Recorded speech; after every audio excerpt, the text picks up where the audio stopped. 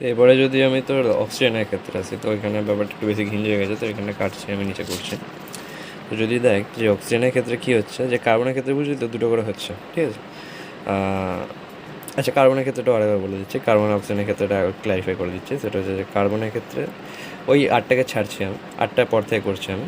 যে কার্বনের ক্ষেত্রে কী হয়, কার্বনের ক্ষেত্রে যে নর্মাল যে এটা ধর পাইগুলো, এখানে আছে সিগমাটা, তারপর এখানে পাই স্টারগুলো থাকে, এখানে আবার একটা সিগমা স্টার আছে, ঠিক আছে।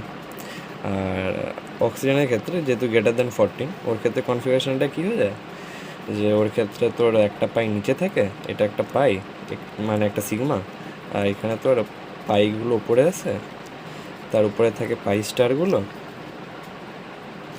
আর এখানে আছে তো সিগমা স্টার।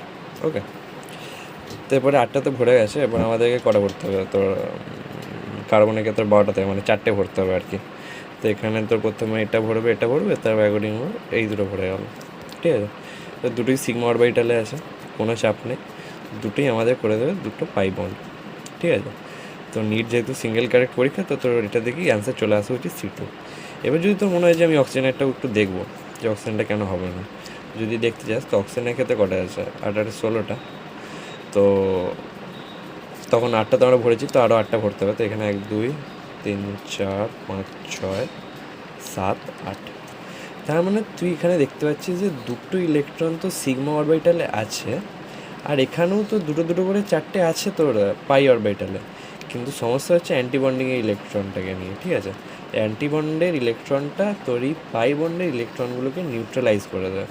তার মানে যদি তুই জাস্ট পাই বন্ডের ক্ষেত্রে দেখতে চাস, তো পাই বন্ডের ক্ষেত্রে কী দেখতে পাবি, পাই বন্ডের ক্ষেত্রে যদি তুই জাস্ট নর্মাল বন্ড অর্ডার বার করিস, তাহলে হাফ, তো 4টে আছে বন্ডিং অরবিটালে আর দুটো আছে অ্যান্টি বন্ডিং অরবিটালে। তার মানে আসছে তোর 2/2 1, তার মানে একটা পাই, 1 পাই, আর এখানে দুটো মিলে একটা সিগমা।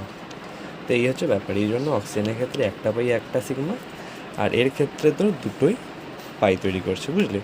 তো তাহলে এখানে আমাদের টোটাল 3 থেকে 4টে কনসেপ্ট লাগছে। 1 নম্বর কনসেপ্ট, এটাই কনসেপ্ট বলা উচিত হবে না, এটা তো সবাই বার করতে পারে, যে কোথায় গেলো, এই যে 1 নম্বর কনসেপ্ট যে ক্যালকুলেট হচ্ছে বন্ডটা, মানে কোথায় তোর বন্ডটা ক্যালকুলেট করতে হয়, যেটা কম বেশি সবাই জানে, যে 3 হবে, এর 0 হবে, আর এই বাকি দুটো 2 করে হবে। তো প্রথমে 0টা কেন এলিমিনেট হয়ে গেলো, 0টা এলিমিনেট হয়ে গেলো আনস্টেবল হওয়ার জন্য, তো ওটাতে কোনো কেসই আসছে না, ঠিক আছে। এবার N2টা কেন এলিমিনেট হয়ে গেলো, কারণ N2-র বন্ড অর্ডার আসছে 3, মানে 3টে বন্ড করবে। তো 3টে বন্ডের মধ্যে আমাদের যেহেতু কনসেপ্ট বলছে যে যদি 3টে বন্ড হয়, তাহলে একটা সিগমা অলওয়েজ সেখানে প্রেজেন্ট থাকবে, ঠিক আছে। তো যেহেতু আমাদের কোশ্চেনে চাইছে অনলি পাই বন্ড থাকবে, তাহলে N2টাও ক্যান্সেল হয়ে গেলো। তারপরে আসছে যে O2 আর C2 যদি তুই এনার্জি লেভেল ডায়াগ্রাম দেখিস, তাহলে এরকম ডিফারেন্সটা দেখতে পাবি।